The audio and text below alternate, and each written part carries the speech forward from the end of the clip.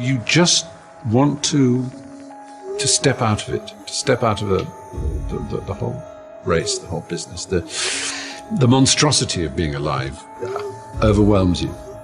If you have depression, if you have anxiety, if you have post-traumatic stress disorder, if you have any kind of mental health condition, this is not something to ignore. Depression, frustration, anxiety, pain, disillusion. It's just a natural part of the process of becoming a stronger version of yourself. The thing that keeps one living is a sense of future, that there will be a tomorrow, and tomorrow I've got to do this, and then the day after I've got to do that. Get started.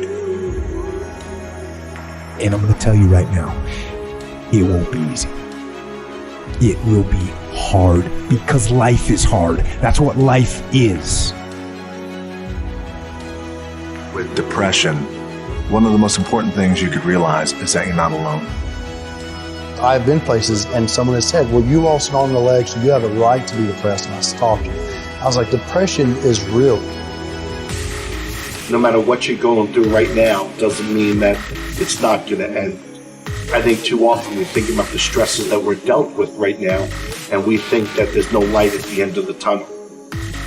All that you can see is darkness, and everything that you try to do just kicks you right back in the face, and you just can't seem to get yourself up. You don't even have to go through something traumatic. Some are caused by something traumatic. Some can be a chemical imbalance in the brain. There is light at the end of the tunnel. Life is hard. Life is challenging. There are ups and downs. And these challenges that you face, they're going to do their best to take you down. Do not let them. Of course you have to work. Of course you have to show up. Your team needs you. Life needs you. Your family needs you. Life is for the living. Depression is not only normal, it's essential, and be grateful for it because it allows you to reorder yourself at a higher level. I speak what's on my heart. And I gave my speech, and as I was closing, I kind of mentioned some depression. Because I was coming out of the winter months, and it hit me again this past winter, and I went and saw the doctor. So it was on my mind, and it came up. And as I was saying, I thought, this generation of people probably aren't connecting to what I'm saying. When I walked off the stage, and they lined up, the amount of people that thanked me, were talking about mental health.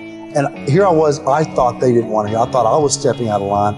No, it needs to be talked about because it's not just this generation. It's people are realizing more and more that it's an issue. And the more we talk about it, the easier it is for people to be honest with themselves and get the help they need.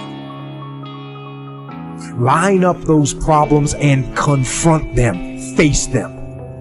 Fight them. Do not let them bring you down. Do not personally identify with your depression. See it as you see winter, and winter always leads to spring and summer again. See it as you see nighttime. Nighttime becomes daytime again. Hold on to that fundamental quality, faith, that on the other side of your pain is something good. Suicide is a permanent solution to a temporary problem. No matter what you're going through right now doesn't mean that it's not going to end. Stand up, dig in, let those challenges raise you up. Let them elevate you. Let their demands and their trials make you stronger. Adversity you face today turn you into a better person tomorrow. You are worth more than diamonds. All the diamonds in the world, you are so precious. Every single one of your hearts, you can do something. Life is not always good. Life is always not rosy. Life is worth living. There's one thing